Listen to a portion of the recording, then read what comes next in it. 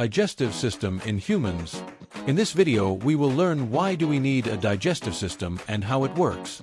We need a digestive system to digest food properly, or simply to get energy, nutrients, etc.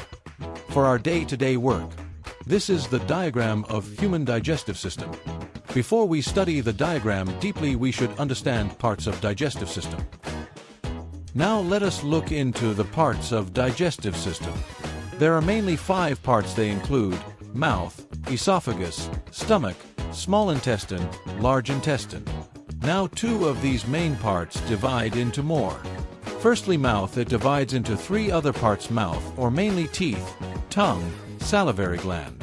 Secondly, small intestine divides into 2 parts: liver and pancreas, and some include the small intestine itself too.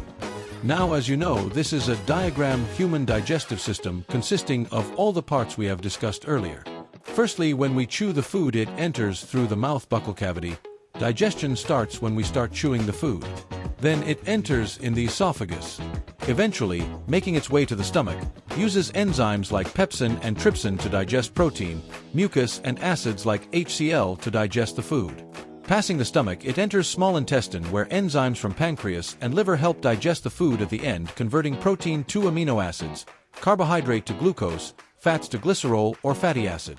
In small intestine, food also get absorbed by small finger-like outgrowth known as villi. Let me tell you a fact. Length of small intestine is about 5.5 meters, 18 feet.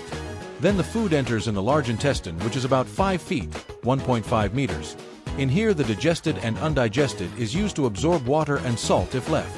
And at last, the waste material get to anus, where it gets stored and then get out of the body through rectum. Before leaving, I would like to tell you about the 2 glands present in our body.